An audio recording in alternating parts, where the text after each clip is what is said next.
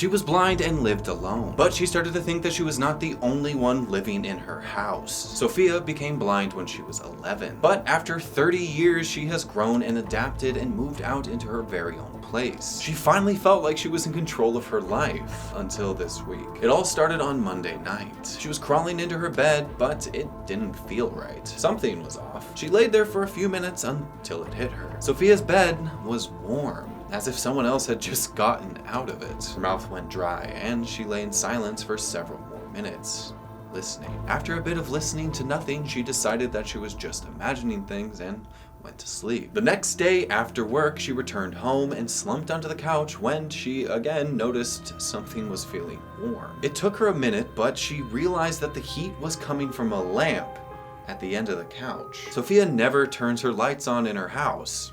Ever. Why would she? So she turned off the light and tried to put it behind her. Sophia then microwaved some dinner and decided to head off to bed. She left the kitchen, took 4 steps down the hall, as usual, turned to walk through her bedroom doorway, and bam! Sophia nearly broke her nose on the bedroom door. This is when she got freaked out. She never closes her doors. Someone had to have been in Sophia's house. She pulled her cell phone out of her pocket to call 911, but her hands were shaking from the adrenaline and she dropped it. She heard the phone bounce off the carpet and hit one of the baseboards on the wall. So she dropped to her hands and knees and started to feel around for it. 5 seconds later, Sophia still hadn't found her phone. Had it bounced that far away? She slowly crawled her way down the hallway, arms splayed out in front of her, trying to scour as much of the carpeted floor as she could. Nothing. Tears were beginning to well up in her eyes. She continued to army crawl down the hallway, scraping her arms across the carpet, when the very tip of one of her fingers brushed up against a solid object in the middle of the carpet. She gently rubbed her hand across its surface.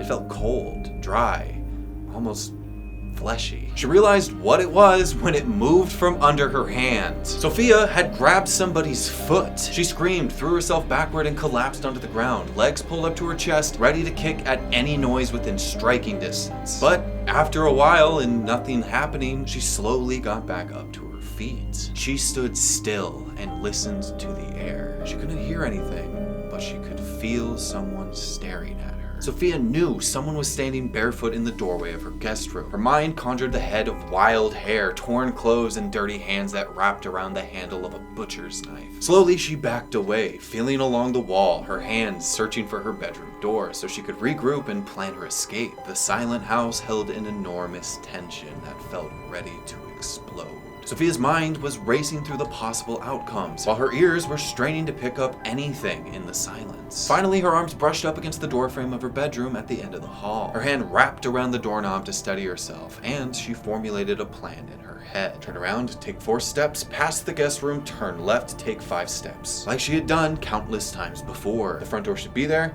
unlock the door, leave the house. Then stand in the middle of the street and scream her head off until a neighbor stops to help her. Just as Sophia was about to turn around and put her plan into action, she felt the doorknob to her room rotate under her hand and pull itself away from her. As the door opened, she felt a soft, hot, smelly breath of air on her face, and she bolted. Turn around, take 4 steps, past the guest room, turn left, take 5 steps, bam! She ran into the kitchen island. Sophia was panicking. She pulled herself around the island and grabbed the knife block, pulling out the first knife she could find. She then turned around and swung the knife wildly in front of her. With every tense breath, she swung prepared for an unseen attack. Sophia shuffled her way back around the kitchen island, feeling her way towards the door, when she felt a finger poke her in the forehead and heard a muffled laugh as she slashed the air wildly around her. Now crying, inching closer and closer to the door, the laughter continuing. She found the doorknob and yanked the door. It was locked.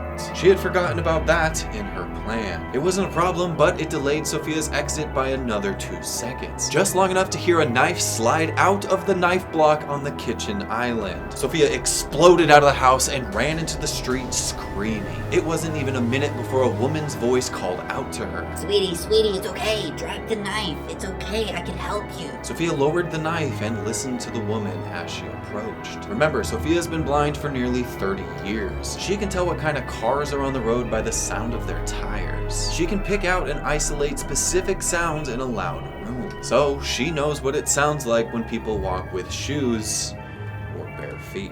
And Sophia could hear that the woman walking towards her, trying to calm her down, was barefoot. Sophia, knowing what this means, started screaming again, slashing the knife wildly in all directions. Then she heard the woman who was just approaching scamper off back towards her house. Finally, an actual neighbor heard all the commotion and called the police. 12 minutes later, the cops arrived. Sophia quickly explained the situation, her words tumbling out in a rush, guiding them to the inside danger. As the police entered the home, they found a woman hiding in the house. After interrogating her, the police discovered that she'd been living in the guest room of Sophia's house for about 2 weeks. This obviously made Sophia sick, knowing that this person was there for so long, watching her from dark corners, using her things, and who knows what else. Sophia probably walked past her multiple times, or cooked herself dinner while she just sat there on the couch and watched. However, as the days passed, Sophia began again to feel uneasy. She felt a presence still within her home. Despite the authorities' reassurances, Sophia couldn't shake the feeling that they had overlooked something.